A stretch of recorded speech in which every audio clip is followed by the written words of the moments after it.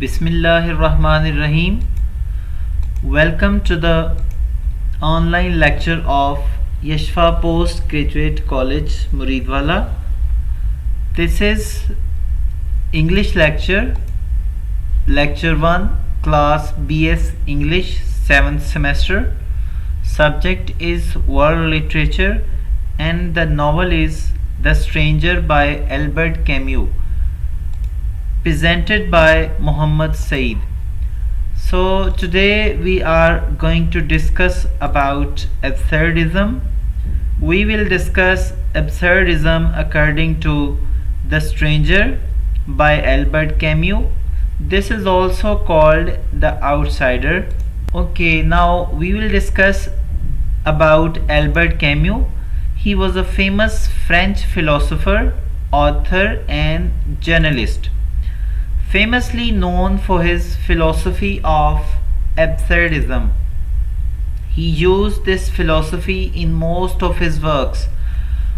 Albert cameo ने अपने तमाम वर्क में, जितना भी लिटरेरी वर्क है एल्बर्ट कैम्यू का, उसमें ये एब्सर्डिज्म की फ़िलॉसफ़ी यूज़ की है.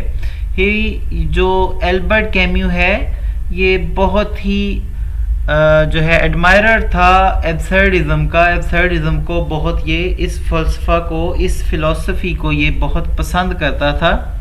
तो इस वजह से इसने अपने तमाम जितने भी इसके लिटरेरी वर्क्स हैं उसमें एब्सर्डिज्म को यूज़ किया है. Specially in the myth of Sisyphus and the stranger. These are two works in which he used the philosophy of absurdism. Okay, now we will know about what is absurdism. So there are two schools of thoughts. दो तरह के groups के लोग हैं. एक जो हैं उनके बारे में हम पढ़ते हैं, the creation of everything in this world is logical, rational and meaningful.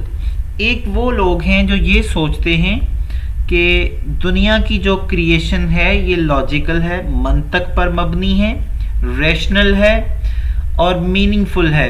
Even के एक छोटे से छोटा तिनका भी जो बनाया गया है उसका कोई ना कोई मकसद है. हर चीज़ मीनिंगफुल है, उसकी क्रिएशन के पीछे एक लॉजिक है और उसके बनाने का कोई ना कोई मकसद है. एक लोग जो हो गए ये वाला नज़रिया रखने वाले लोग कि इस तरह है कि क्रिएशन जो है दुनिया की वो मीनिंगफुल है. और एक तरह के और लोग हैं जो ये सोचते हैं the creation of everything in the world is meaningless and irrational. ये लोग जो हैं ये सोचते हैं कि दुनिया की जो क्रिएशन है ये बिल्कुल मीनिंगलेस है, इसका कोई मकसद नहीं है, बिला मंतक है, बिला वजह है, फजूल चीज़ है. स्पेशली जो ह्यूमन की क्रिएशन है, इंसान की जो तख्लीक है, ये बिला किसी मकसद के है, इसके पीछे कोई रीज़न नहीं है, सब कुछ मीनिंगलेस है जो बनाया गया है. The philosophy that considers human existence has no rational purpose or meaning is called absurdism. अब ये जो फिलॉसफी है जो ये समझते हैं कि जो इंसान की एग्जिस्टेंस है इसका कोई रैशनल, कोई मंतकी मकसद नहीं है, कोई मीनिंग्स नहीं है, तो इस तरह की फिलॉसफी को एब्सर्डिज्म कहते हैं. Okay, next we are going to discuss absurdism in this novel, The Stranger. In this novel, the protagonist of the novel, is shown very calm and cold even after receiving the tragic news of his mother's death. He shows no emotional reaction towards this news, which makes him difficult to categorize whether he is happy or unhappy. As we consult the text, as in it is described in the text, mother died today or maybe yesterday, I can't be sure. The telegram from the home says. Your mother passed away, funeral tomorrow, deep sympathy. Okay, यहाँ पे जो मर्सल है, जो protagonist है novel का, उसका जो behaviour है बहुत ही कॉम और कोल्ड और बड़े ही ठंडा किस्म का दिखाया गया है, जबकि वो अपनी मदर की एक ट्रैजिक न्यूज़, एक दुख भरी खबर सुनता है, इसके बावजूद वो बड़ा पुरसुकून नज़र आता है। तो वो उसका कोई भी इमोशनल रिएक्शन इस न्यूज़ की तरफ नहीं होता, ना वो ज़्यादा गुस्सा दिखाता है, ना वो कोई सैड होके दिखाता है। बड़ा नॉर्मल से एक बिहेवियर में, बड़े नॉर्मल से लहजे में वो ये न्यूज़ के रेलेवेंट बताता है कि मुझे ये न्यूज़ मिली है, आज फौत हो गई है मामा या कल फौत हो गई है, आई डोंट नो। एक टेलीग्राम आया है फ्रॉम होम। ये होम जो है, होम बेसिकली ओल्ड होम की बात होगी। तो ओल्ड होम, चूँकि इसकी मदर ओल्ड होम में एडमिटेड है, उधर इसने इसको दाखिल कराया हुआ है। तो योर मदर पास्ट अवे, ये ओल्ड होम से जो है टेलीग्राम आया है, your mother passed away, funeral tomorrow, deep sympathy. Okay, ये जो वर्ड्स वो बता रहा है, ये इनसे साफ जाहिर होता है कि उसको इस न्यूज़ पे ज़रा सा भी दुख नहीं है, तो ज़रा सा भी वो परेशान नहीं है कहीं पे भी, जहाँ पे वो दिखाए कि वो इस न्यूज़ को सुन के कोई इमोशनल रिएक्शन दे रहा है। This indifferent behavior of Marcel makes him an absurd character to whom life has no meanings. Marcel का जो प्रोटैगनिस्ट ऑफ द नॉवल है, उसका ये जो बिहेवियर है, ये उसे एक एब्सर्ड कैरेक्टर बना देता है, जिसके लिए ज़िंदगी का कोई मकसद ही नहीं है, कि वो उस तरह का ये मर्सल का जो है प्रोटैगनिस्ट का ये जो बिहेवियर है, ये उसको बनाता है कि ये लाइफ जो है इसका कोई भी मकसद नहीं है, बिला वजह क्रिएट की गई है। उसकी मदर की डेथ जो है उसके लिए कोई मीनिंग नहीं रखती, कोई मीनिंग नहीं है, बिला मंतक है, इसका कोई ही मकसद नहीं है। मर्सल जो है उसका जो कंसर्न होता है, मेन कंसर्न उसकी फॉर्मल नीड्स पे होता है। Meursault concerns the formal needs for attending a funeral ceremony as in text, जैसे कि हम टेक्स्ट पढ़ेंगे। I was a little distracted because I still had to go up to Emmanuel's place to borrow a black tie and an armband he lost his uncle a few months back. अभी वो बात कर रहा है कि किसी दोस्त के पास वो जाएगा, उससे वो फॉर्मल जो ड्रेस है, मॉर्निंग ड्रेस जो है, जिसके लिए उसकी मदर के मॉर्न पे जा रहा है, उसके लिए प्रॉपर एक ड्रेस वो अपने फ्रेंड से लेंड करने, उधार लेने के लिए जाएगा। तो वो कहता है कि वो उसके लिए परेशान है, उसको अपनी मदर की डेथ की बिल्कुल परेशानी नहीं है।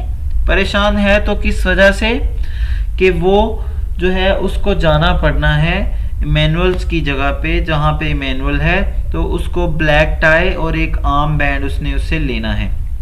Black tie it is crystal clear, तो arm band it is basically we can say in western culture a black armband signifies that the wearer is in mourning or wishes to identify with the commemoration of a family or friend.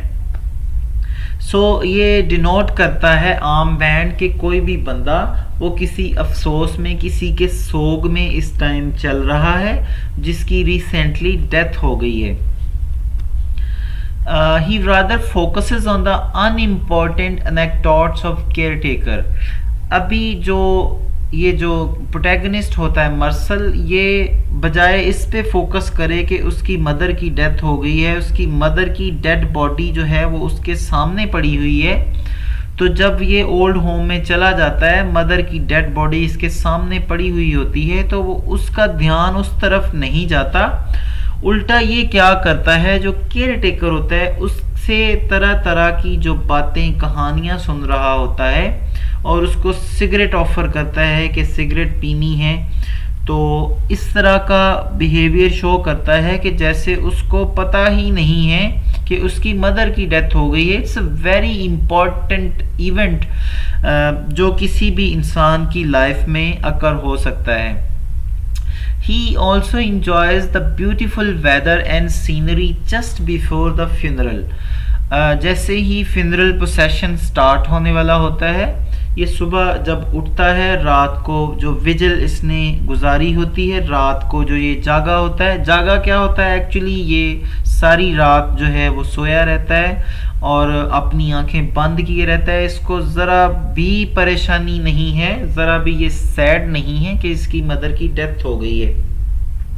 तो सुबह उठते ही जैसे ही इसकी आंख खुलती है तो ये खूबसूरत मौसम जो होता है सुबह सुबह का, और सीनरी जो टाउन की सीनरी होती है, उसको देख के बहुत इंजॉय करता है। कहता है कि बहुत ज़बरदस्त किस्म का सीन है, जैसे ही ये नावल को नरेट कर रहा होता है। तो फ्यूनरल प्रोसेशन से पहले ये ब्यूटी को और सीनरी को डिस्कस करता है। Next, during the funeral procession, he feels no grief or sadness, but he finds the heat unbearable. अभी वो फ्यूनरल प्रोसेशन जब जा रहा होता है, जब ये जनाजा जा रहा होता है उसकी माँ का, तो इसको ज़रा भी दुख नहीं है, आराम से चलता जा रहा है। इसको पता ही नहीं है कि ये अपनी माँ के फ्यूनरल प्रोसेशन के साथ जा रहा है। उल्टा ये क्या कहता है, इसको मौसम की सख्ती और दूसरी चीज़ें सारा कुछ फील हो रहा है, लेकिन इसको ये फील नहीं हो रहा कि ये अपनी मदर के फ्यूनरल प्रोसेशन, अपनी माँ के जनाजे के साथ जा रहा है। Marcel's belief that the world is meaningless becomes very clear when he narrates about Thomas Perez, who actually cares about the deceased, cannot keep up with her funeral procession because of his ailing physical condition.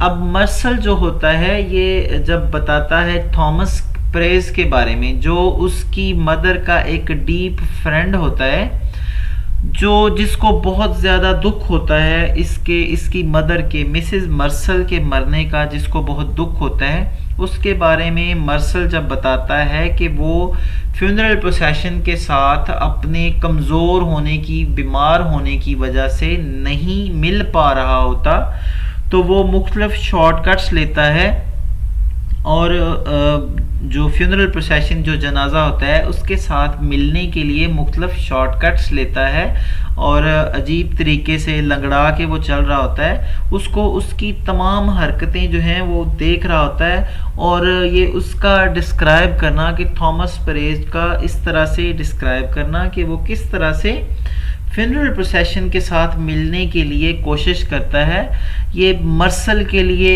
एक meaningless चीज़ बन जाती है कि वो दुनिया को एक meaningless जगह बताता है जब वो थॉमस परेज के रेलिवेंट जितनी भी गुफ्तगू करता है। Thanks. Next lecture will be discussed in next class. अल्लाह हाफिज़।